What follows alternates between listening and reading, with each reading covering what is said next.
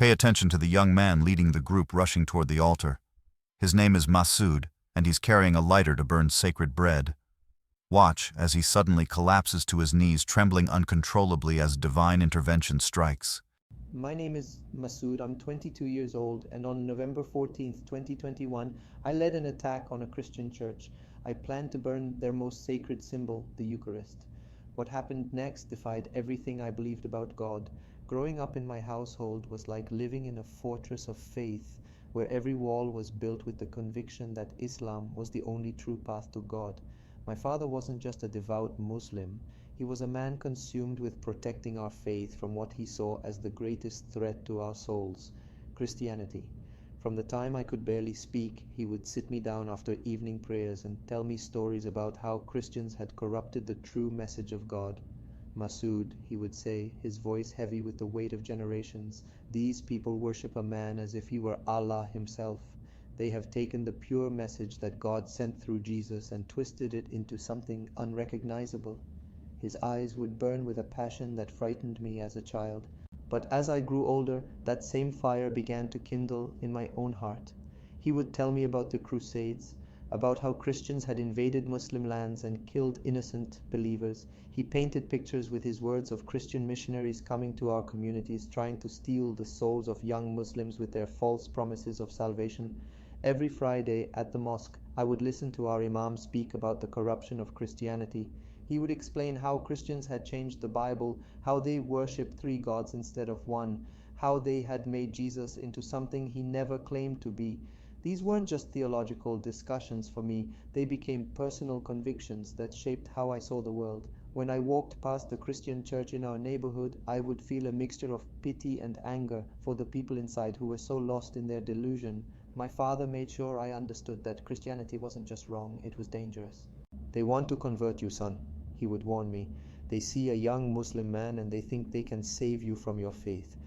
But we know the truth. We know that Muhammad, peace be upon him, brought the final revelation from God." These conversations happened almost daily, usually while we prepared for prayers or during our evening meals. My mother would nod in agreement, reinforcing everything my father taught me about the threat that Christianity posed to our family and our community. The hatred didn't develop overnight. It was like a slow poison that seeped into every part of my thinking. By the time I was 16, I couldn't see a cross without feeling anger rise in my chest. I couldn't hear Christmas music without thinking about how these people were celebrating the birth of someone they falsely believed was God. When my classmates at school would talk about going to church with their families, I would feel sorry for them, but that pity was mixed with a growing resentment. Ask yourself this question: have you ever let someone else's fear become your own hatred? Because that's exactly what happened to me. My father's genuine concern for preserving our faith had transformed into something much darker in my young heart. I began to see Christians not just as misguided people, but as active enemies of everything I held sacred.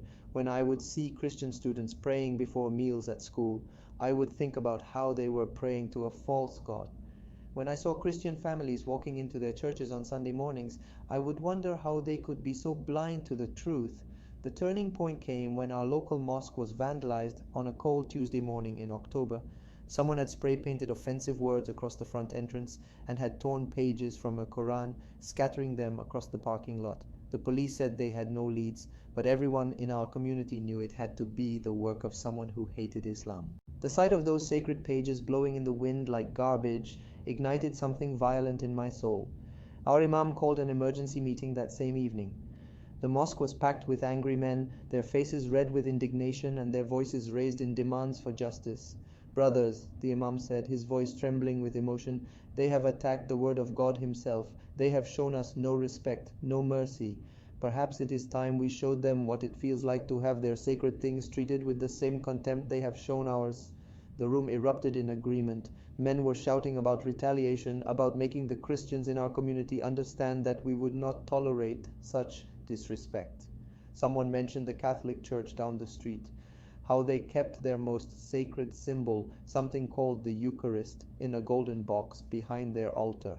"If they can desecrate our holy book," one man shouted, "then perhaps they need to understand how it feels to see their own sacred objects treated with disrespect."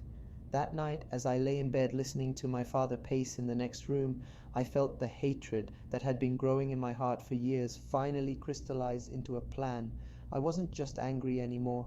I was ready to act.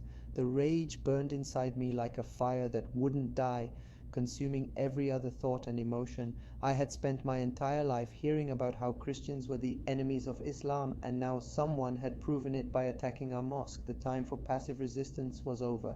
I volunteered the next day to be part of the group that would retaliate against the Christian church. I was only 19, the youngest man to step forward, but my father looked at me with pride when I raised my hand. "This is what it means to defend our faith," he told me later. "Sometimes God calls us to be his warriors." I felt honored to be chosen, honored to be trusted with such an important mission.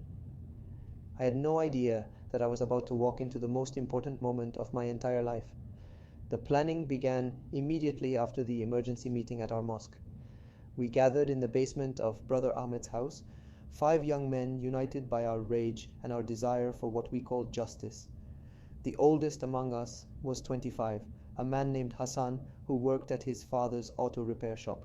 Then there was Khalil, 23, who had recently graduated from college with a degree in engineering. Omar was 22 and worked nights at a warehouse to support his mother and younger sisters. Jamal was 21 and still lived at home while studying to become a teacher. And then there was me, 19 years old and burning with more hatred than all of them combined. We spent 3 days studying the Catholic Church down the street from our mosque. St. Mary's was a small, old building with beautiful stained glass windows and a bell tower that chimed every hour.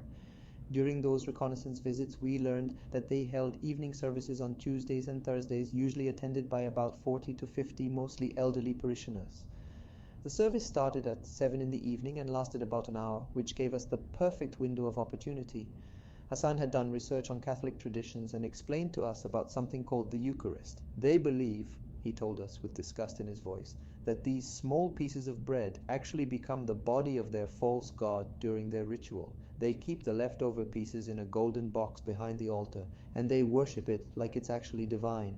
The more he explained about their beliefs, the more convinced we became that destroying this symbol would send the perfect message about how we felt regarding the desecration of our Quran. I volunteered to carry the lighter. Looking back now, I realized that this wasn't just about the mission for me. It had become deeply personal. Every night since the mosque had been vandalized, I would lie awake thinking about those torn pages of the Quran scattered in the parking lot. The image would replay in my mind over and over, fueling a fire of resentment that grew stronger each day. I wanted to be the one to make them feel the same pain we had experienced. I wanted to be the hand of justice that God was calling me to be. We planned our attack for Tuesday evening, November 14th, during their regular evening service. The plan was simple but effective. We would wait until the service was well underway, ensuring that the church would be full of witnesses to see what happened when someone disrespected Islam. Hassan would position himself near the main entrance to prevent anyone from leaving to call for help. Khalil and Omar would spread out along the sides of the sanctuary to control the congregation. Jamal would watch the back entrance, and I would go straight for the altar where their precious Eucharist was kept. The days leading up to our planned retaliation were filled with a mixture of excitement and nervous energy. I found myself constantly checking the lighter in my pocket, making sure it was working properly. I would flip it open and close dozens of times each day, practicing the motion until it became second nature. At night, I would dream about the moment when I would hold the flame to their sacred bread and watch it burn. In my mind, this act would somehow balance the scales of justice and show the Christian community that Muslims would not tolerate disrespect. My father sensed that something important was about to happen, though I hadn't told him the specific details of our plan. He would look at me during our evening prayers with a pride that I had never seen before. "I can see the fire of righteousness in your eyes, my son," he told me one evening as we finished our Maghrib prayers. "Allah is preparing you for something significant." His words only strengthened my resolve and confirmed in my mind that what we were planning was not just justified, but actually commanded by God himself. The evening of November 14th arrived with an unseasonably warm autumn air that felt heavy with anticipation. I spent the afternoon in prayer, asking Allah to give me strength and courage for what I was about to do. I performed my ablutions with extra care, wanting to be spiritually pure for this important mission. I dressed in dark clothing and slipped the lighter into my right pocket, where I could easily reach it when the moment came. We met at Hassan's house at 6:30, just 30 minutes before the Christian evening service was scheduled to begin. Each of us was quiet and focused, understanding the gravity of what we were about to do. Hassan led us in a final prayer, asking Allah to guide our steps and to help us send a clear message to those who would attack Islam. Tonight, he said, as we prepared to leave, we show them that Muslims will not be victims. Tonight, we defend the honor of our faith. The walk to St. Mary's Church took only 8 minutes, but it felt like the longest 8 minutes of my life. My heart was pounding so hard I was sure the others could hear it. My mouth was dry, and my hands were sweating despite the cool evening air. Every step brought us closer to what I believed would be a moment of righteous justice, but there was also a small voice in the back of my mind that kept asking if this was really what God wanted from us. As we approached the church, I could see the warm light glowing through the stained glass windows and hear the faint sound of singing coming from inside. For just a moment, I felt a strange hesitation, like something was trying to warn me to turn around and go home. But then I remembered the image of those Quran pages scattered in our mosque parking lot, and the fire of anger burned away any doubt that might have been growing in my heart. Hassan checked his watch and nodded to the rest of us. It was 7:30, which meant the service had been going on for 30 minutes and would be reaching its peak. "Remember," he whispered, "we go in fast and we make our point quickly. Masood, you head straight for the altar. The rest of us will make sure no one interferes." I pulled the lighter from my pocket one final time, feeling its weight in my palm like a weapon of divine justice. We positioned ourselves outside the main entrance of St. Mary's Catholic Church, 5 young Muslim men about to commit an act that we believed would defend our faith and send a message that would never be forgotten. I had no idea that I was about to walk into an encounter that would completely destroy everything I thought I knew about God, about faith, and about myself. Hassan gave the final signal, and we burst through the heavy wooden doors of St. Mary's Catholic Church like soldiers storming an enemy fortress. The sound of our entrance echoed through the sanctuary, cutting through the peaceful hymn that the congregation had been singing just moments before. The contrast was jarring and immediate. One second there was gentle music and candlelight creating an atmosphere of worship, and the next second there was chaos and fear as 40 elderly parishioners turned in their wooden pews to see 5 young men charging down the center aisle. The look of terror on their faces should have given me pause, but in that moment all I could think about was my mission. These were the people whose community had desecrated our mosque. These were the people who worshipped a false god and led others astray from the true path of Islam. The adrenaline coursing through my veins made everything feel surreal, like I was watching myself from outside my own body as I ran toward the altar with the lighter clutched tightly in my right hand. The elderly priest standing at the altar was a man who appeared to be in his 70s, with white hair and kind eyes that were now wide with shock and confusion. He was wearing white ceremonial robes and had been in the middle of what I later learned was called the Liturgy of the Eucharist. In his hands was a golden cup, and on the altar before him was a small golden plate containing what looked like small, round pieces of white bread. This was their most sacred moment, their holiest ritual, and we had just shattered it with our presence. "Stop!" the priest called out, his voice trembling but firm. "Please, whatever you are here for, we can talk about this peacefully." His words only fueled my anger. Here was this old man, this representative of everything I had been taught to hate about Christianity, trying to use his false compassion to stop me from carrying out what I believed was God's justice. Behind him I could see the golden tabernacle that Hassan had told us about, the ornate cabinet where they kept their leftover Eucharist between services. The congregation was in complete panic. Elderly women were clutching their purses and reaching for their husbands' arms. Several men had stood up from their seats, but they were clearly afraid and unsure of what to do. A few people were crying, and I could hear someone near the back of the church whispering urgent prayers. The fear in the room was palpable, and part of me felt a twisted satisfaction knowing that they were finally experiencing the same terror that we had felt when we discovered our mosque had been vandalized. I reached the altar steps and bounded up them 2 at a time, my focus entirely on the golden tabernacle behind the priest. The old man stepped aside but continued to plead with me.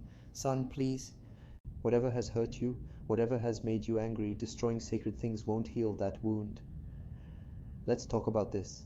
His voice had a quality I had never heard before, something that sounded almost like genuine love and concern, but I pushed those thoughts away. This was not the time for weakness or second thoughts.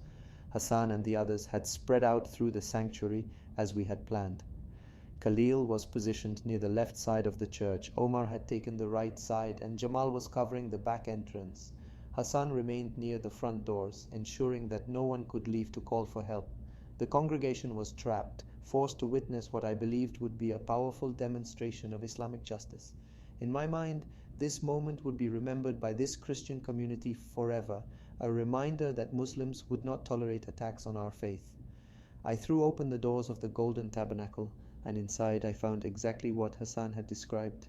There was a beautiful golden container, ornately decorated with religious symbols that meant nothing to me at the time. Inside this container were dozens of small round pieces of white bread, each one no bigger than a coin. To the Christians in that sanctuary, these were the actual body of Jesus Christ, transformed through their mystical ritual into something divine. To me, they were just pieces of bread that represented everything false and deceptive about Christianity. My hands were shaking as I grabbed the golden container, but not from fear or nervousness. I was shaking from pure adrenaline and righteous anger. This was the moment I had been preparing for, the moment when I would strike back at Christianity in the most symbolic way possible. I pulled the container out of the tabernacle and held it high for everyone in the church to see. The gasps and cries from the congregation only strengthened my resolve. "This is what you worship," I shouted, my voice echoing through the sanctuary. "This is your false god that you think can save you." The words came out of me like venom, filled with years of hatred that had been carefully cultivated by my upbringing and recent events. I opened the container and could see dozens of the small white wafers inside, each one representing what these people believed was the divine presence of Jesus Christ. I pulled the lighter from my pocket and flicked it open, producing a small orange flame that seemed to dance in the soft light of the church candles. The priest stepped toward me again, his hands outstretched in a gesture of pleading. "Please, son, you don't understand what you're doing. That bread represents the love of God made manifest. Destroying it won't bring you peace." But his words only made me more determined to complete my mission. Look inside your own heart right now and ask yourself if you've ever been so consumed by anger that you couldn't hear wisdom when it was being offered to you. Because that's exactly where I was in that moment. I was so blinded by my rage and my desire for revenge that I couldn't see the genuine concern and love in this old priest's eyes. All I could see was an enemy trying to stop me from delivering the justice that I believed God wanted me to deliver. I held the flame closer to the container, watching the small fire flicker just inches away from what these people considered the most sacred thing in their entire universe. The silence in the sanctuary was deafening. Even the people who had been crying had stopped to watch what I was about to do. Time seemed to slow down as I moved the lighter toward the first piece of consecrated bread, completely unaware that I was about to experience something that would change the entire trajectory of my life forever. The moment the flame from my lighter touched the first piece of consecrated bread, something happened that I still struggle to put into words even 3 years later. It wasn't a voice that I heard with my ears, and it wasn't a vision that I saw with my eyes. What happened was far more profound and far more real than anything I had ever experienced in my 19 years of life. It was as if every cell in my body suddenly became aware of a presence that was both infinitely powerful and infinitely loving at the same time. My entire body began to tremble, starting from my hands and spreading through my arms, down my spine, and into my legs until I was shaking so violently that I could barely stand. The lighter fell from my fingers and clattered onto the marble floor of the altar, the small flame extinguishing as it hit the ground. The golden container slipped from my other hand, and I heard the consecrated host scatter across the altar steps as the vessel rolled away from me. But I was no longer aware of any of these physical details because something far more significant was happening to my soul. Have you ever experienced a moment when everything you thought you knew about reality suddenly shifted beneath your feet? Because that's exactly what was happening to me. The hatred that had been burning in my chest for years, the anger that had driven me to this church, the rage that had consumed my thoughts for weeks since our mosque was vandalized, all of it simply vanished in an instant. It was as if someone had reached into my heart and removed a poison that I didn't even know was killing me from the inside. I dropped to my knees on the cold marble floor, no longer able to support my own weight. The trembling had become so intense that my teeth were chattering, and I could feel tears beginning to pour down my cheeks. But these weren't tears of fear or frustration or even confusion. These were tears of something I had never experienced before in my life. Something that I later came to understand was overwhelming love and forgiveness washing over me like a flood. The strangest part was that in the middle of this incredible experience, I began to understand things that no one had ever taught me. Suddenly, I knew with absolute certainty that the man these Christians called Jesus was not the false prophet I had been raised to believe he was. I knew that he was real, that he was divine, and that he was right there with me in that moment, not angry at what I had tried to do, but grieving over the pain and hatred that had brought me to this point. Words began tumbling out of my mouth that I had never intended to say, words that seemed to come from somewhere deeper than my conscious mind. Jesus, I heard myself saying through my tears, Jesus, forgive me. I'm so sorry. I'm so sorry. I was speaking in Arabic, the language of my prayers and my deepest emotions, but somehow I knew that this Jesus understood every word I was saying, every cry of my heart that I couldn't even put into words. The congregation behind me had gone completely silent. I could feel their eyes on me, but I was no longer concerned about what they were thinking or what they were seeing. The only thing that mattered was this overwhelming presence that seemed to be wrapping itself around me like the embrace of a father welcoming home a lost son. For the first time in my life, I felt truly safe, truly loved, and truly forgiven for every angry thought, every hateful word, and every act of violence that I had ever contemplated. But what shook me to my core was the realization that this presence, this Jesus, had known me long before this moment. It was as if he had been waiting for me, watching me, loving me, even as I had spent years hating him and everything he represented. The love I was experiencing wasn't conditional on my good behavior or my religious performance. It was completely unconditional, completely undeserved, and completely transformative. I could hear Hassan and the others calling my name from somewhere behind me, their voices sounding confused and urgent. Masood, get up, Hassan was shouting. What are you doing? Complete the mission. But their voices seemed to be coming from another world, a world that I was no longer part of. The mission that had brought me here suddenly seemed not just wrong, but absolutely ridiculous. How could I have thought that burning bread would somehow defend God or bring justice to anyone? My entire worldview was crumbling and rebuilding itself in the span of seconds. Everything I had been taught about Christianity, everything I had believed about Jesus, everything I had understood about God's will for my life, all of it was being rewritten by this encounter that defied every category of experience I had ever known. I realized that I had never actually met God before this moment. I had known about God, I had prayed to God, I had tried to serve God, but I had never actually encountered the living presence of the divine until right now. Look inside your own heart right now and try to imagine what it would feel like to discover that everything you thought you knew about the most important questions in life was completely wrong. But instead of feeling angry or deceived, you felt nothing but love and forgiveness for having been so lost for so long. That's what was happening to me as I knelt on that altar, sobbing like a child and calling out to Jesus for forgiveness. The priest, whose name I later learned was Father Michael, slowly approached me and knelt down beside me on the marble floor. Instead of anger or fear, his face showed nothing but compassion and concern. He didn't try to restrain me or call for help. He simply placed his hand gently on my shoulder and said in the softest voice, "Jesus loves you, son. He's been waiting for you to come home." Those words hit me like another wave of divine love, confirming what I was already experiencing in the depths of my soul. I tried to speak, to explain what was happening to me, but the only words that would come out were more apologies and more cries for forgiveness. The weight of years of hatred was lifting off my shoulders, replaced by a lightness and freedom that I had never imagined possible. I felt like I was being born again, literally becoming a new person right there on the altar of the church I had come to attack.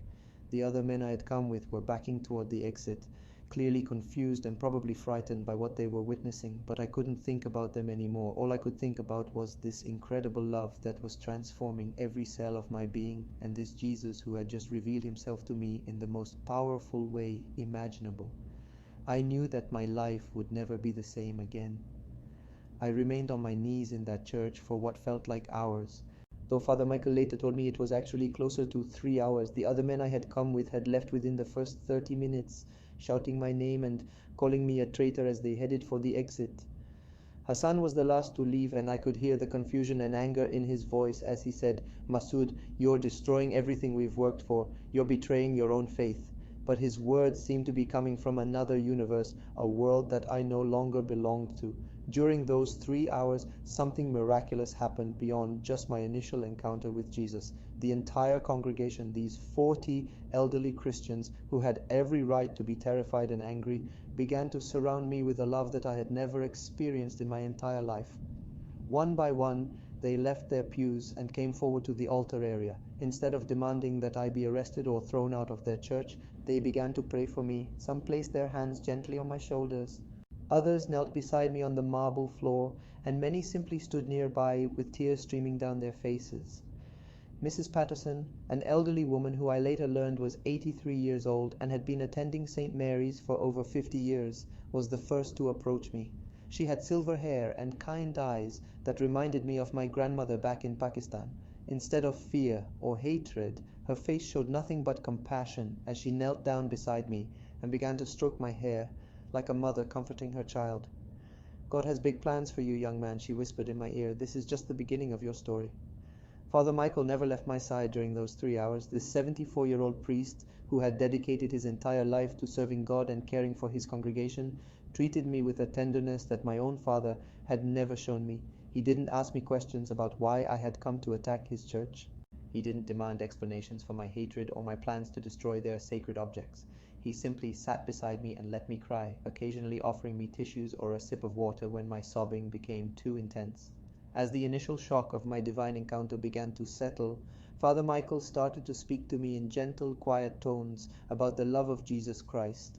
He explained things about Christianity that I had never heard before, things that were completely different from the distorted version of Christian faith that I had been raised to reject. "Jesus doesn't want your fear, Masood," he told me.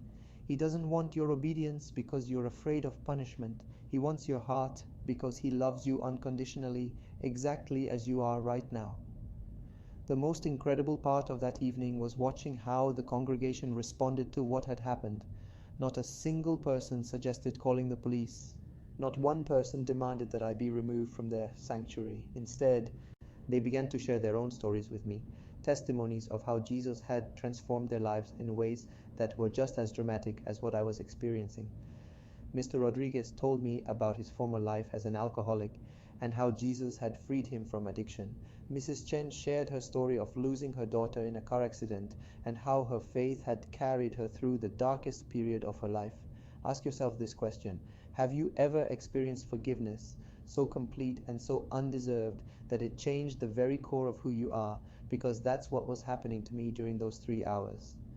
Every angry thought I had ever had about Christians was being replaced by overwhelming gratitude for their kindness. Every stereotype I had believed about their faith was being shattered by the genuine love and acceptance they were showing me. By 10 o'clock that evening, I knew with absolute certainty that I wanted to follow Jesus Christ for the rest of my life. The decision wasn't based on emotion or fear or even the incredible experience I had just had. It was based on a deep, unshakable knowing that I had finally encountered the truth I had been searching for my entire life without even realizing I was searching. Father Michael asked me if I wanted to pray with him, and together we said what he called a sinner's prayer, asking Jesus to forgive my sins and to become the Lord of my life. The walk home that night was the longest walk of my life. With every step away from St. Mary's Church, I felt like I was walking away from one life and toward a completely different existence. I knew that when I opened the front door of my family's house, I would be entering as a different person than the one who had left just 4 hours earlier. The young Muslim man named Masood, who had set out to burn the Eucharist, was gone forever, replaced by someone I didn't even know yet but was excited to discover. My father was waiting for me in the living room when I arrived home. He could tell immediately that something had changed just by looking at my face. "How did it go, my son?" he asked with excitement in his voice. "Did you send them the message we wanted them to receive?" I looked into his eyes, these eyes that had filled me with so much hatred and anger over the years, and felt nothing but love and sadness for a man who was just as lost as I had been just a few hours earlier. "Father," I said, my voice still shaky from the evening's events, I need to tell you something that's going to be very difficult for you to hear. Tonight, Jesus Christ revealed himself to me, and I've given my life to him. I'm no longer a Muslim, I'm a Christian now." The words hung in the air between us like a bomb that had just been detonated. I watched my father's face go through a series of emotions: confusion, disbelief, anger, and finally a cold hardness that I had never seen before.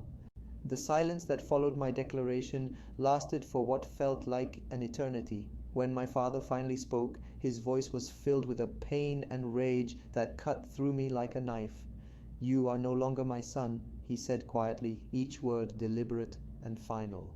"You have betrayed everything this family stands for, everything I have taught you, everything we believe. If you choose to follow this false god, then you choose to no longer be part of this family." With those words, my old life officially came to an end, and my new life as a follower of Jesus Christ began.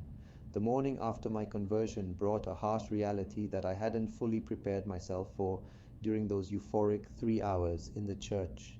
When I woke up in my childhood bedroom, surrounded by Islamic calligraphy and verses from the Quran that my mother had carefully hung on the walls, the weight of what I had done began to settle on my shoulders like a heavy blanket. My father hadn't spoken to me since his declaration the night before, and when I came downstairs for breakfast, he left the kitchen without acknowledging my presence. My mother's reaction was perhaps even more painful than my father's anger. She didn't shout or rage like I had expected. Instead, she simply looked at me with tears in her eyes and asked, "How could you do this to us, Masood? How could you throw away everything we've given you?" Her quiet disappointment cut deeper than any angry words could have. This woman who had raised me, who had sacrificed so much for my education and my future, now saw me as a stranger in her own home. Within a week, the news of my conversion had spread throughout our entire Muslim community. The phone calls started almost immediately. Friends from the mosque would call to try to convince me that I was under some kind of spiritual delusion. Former teachers reached out to offer Islamic counseling to help me find my way back to the truth. Even distant relatives from Pakistan called to express their shame and disappointment. Each conversation was like reopening a wound that was trying to heal. My job at the halal grocery store ended abruptly when my employer, Brother Mahmoud, told me that he couldn't have someone working there who had betrayed Islam. The friends I had grown up with, the men I had played soccer with every weekend, the study group I had been part of at the mosque, all of them cut ties with me completely. Hassan, who had been like an older brother to me, sent me a single text message that simply said, "You are dead to us now." But even as I was losing everything that had defined my identity for 19 years, something incredible was happening at St. Mary's Catholic Church. Father Michael had invited me to begin attending classes to learn about Christian doctrine and prepare for baptism. Every Tuesday and Thursday evening, I would sit in a small classroom behind the sanctuary with 5 other adults who were also preparing to become Catholics. These classes became a lifeline for me during those dark weeks when I felt like I was floating between two worlds. No longer Muslim, but not yet fully understanding what it meant to be Christian. The congregation at St. Mary's embraced me with an enthusiasm that still brings tears to my eyes when I think about it. Mrs. Patterson, the elderly woman who had comforted me on the night of my conversion, essentially adopted me as her honorary grandson. She would invite me to her home for dinner twice a week, cooking elaborate meals and listening patiently as I struggled to process all the changes happening in my life. Mr. Rodriguez taught me how to pray the rosary, a Catholic practice that became a source of incredible peace during my most difficult moments. Father Michael became more than just a priest to me during those months. He became the spiritual father I had never had, someone who cared about my soul's well-being without trying to control or manipulate me. He spent countless hours answering my questions about Christianity, helping me understand how my new faith connected to my old faith in some ways while being completely different in others. "Islam prepared your heart for this moment, Masood," he would tell me. "Your love for God was always real. You just needed to discover who God really is." 6 months after that night in November, I was baptized at St. Mary's on a beautiful Sunday morning in May. The church was packed with people who had become my new family, and as I went under the water, I felt the last remnants of my old identity washing away. When I emerged from that baptismal font, I was no longer Masood, the angry young Muslim who had tried to burn the Eucharist. I was Masood, the beloved child of God, who had been rescued from darkness and brought into incredible light. The financial struggles that came with losing my job and being cut off from my family support were significant, but God provided for me in ways that constantly reminded me of His faithfulness. Members of the congregation helped me find a new job working at a Catholic bookstore where I could learn more about my faith while earning enough money to rent a small apartment near the church. Mrs. Chen, whose daughter had died in the car accident, helped me apply for scholarships to attend the local community college so I could continue my education. As I grew in my faith and began to understand more about what God had done in my life, I felt a calling to share my story with others.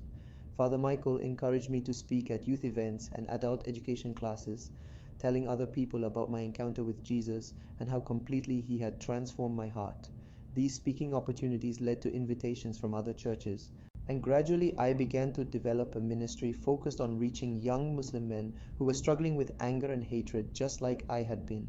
Today, 3 years after that night when I tried to burn the Eucharist, I serve as a youth minister at St. Mary's Catholic Church. I work specifically with teenagers and young adults who are dealing with religious confusion, family conflicts, and the kind of anger that almost destroyed my own life. Every week, I have the privilege of sharing my testimony with young people who need to hear that no one is too lost, too angry, or too far gone for Jesus to reach them and transform them. Look inside your own heart right now and ask yourself if there's any hatred there that you're holding on to, any anger that's consuming your thoughts, any bitterness that's poisoning your relationships with others.